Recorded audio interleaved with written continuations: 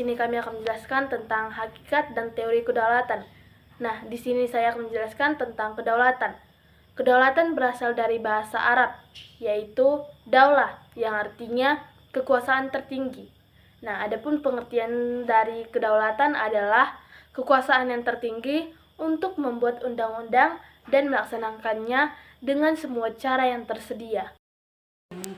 Menurut Jean Bodin, seorang ahli tata negara dari Prancis yang hidup di tahun 1500-an, kedaulatan adalah kekuasaan tertinggi untuk menentukan hukum dalam suatu negara. Kedaulatan memiliki 4 sifat pokoknya, yaitu 1. Asli, 2. Permanen, 3. Tunggal, 4. Tidak terbatas. Tentang kedaulatan ke dalam. Kedaulatan ke dalam ini berarti bahwa bangsa yang merdeka memiliki kekuasaan untuk menyusun dan mengatur organisasi pemerintahan sendiri menurut kehendak bangsanya sendiri.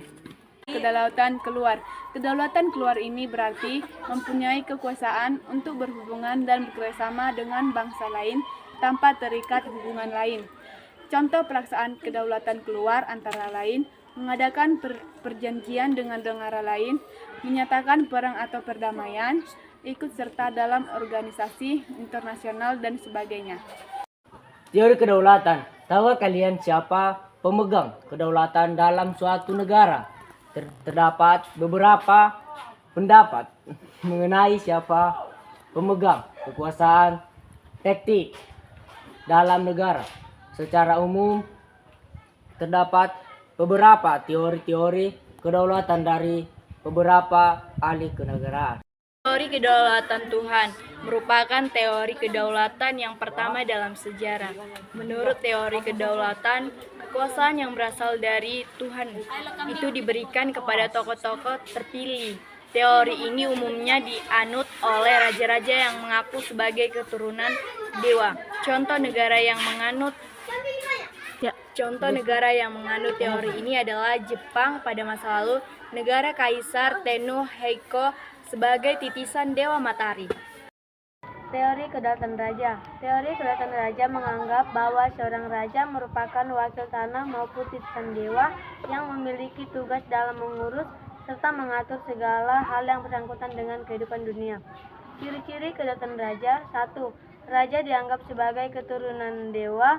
Raja berkuasa di atas segala-galanya. Kekuasaan tertinggi berada di tangan raja.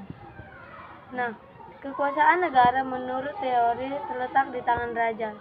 Teori kedaulatan negara. Menurut teori kedaulatan negara, kekuasaan tertinggi terletak pada negara. Sumber kedaulatan adalah negara yang merupakan lembaga tertinggi kehidupan suatu bangsa. Kedaulatan timbul bersamaan dengan suatu berdirinya negara. D. Kedaulatan hukum. Berdasarkan pemikiran teori kedaulatan hukum, kekuasaan pemerintah berasal dari hukum yang berlaku. Hukumlah, baik tertulis maupun tidak tertulis, yang membimbing kekuasaan pemerintah. Kekuasaan hukum merupakan kekuasaan tertinggi dalam negara. Hukum bersumber dari rasa keadilan dan kesadaran hukum. Negara melindungi hak-hak warga negara dan mewujudkan kesejahteraan hukum. Etika normatif negara yang menjadikan hukum sebagai panglima, mewajibkan penegakan hukum dan penyelenggaraan negara dibatasi oleh hukum. Pelopor teori kedaulatan hukum diantaranya yaitu Hugo de Groot, Krabe, Immanuel Kant, dan Leon Degroote. Teori kedaulatan rakyat beranggapan bahwa rakyat merupakan kesatuan yang dibentuk oleh kesatuan penjajahan rakyat. Nah, adapun beberapa pandangan pelapor teori kedaulatan rakyat. Yang pertama dia ada J.J. Rousseau, yang kedua ada dia Johannes Althusius, yang ketiga dia ada John Locke.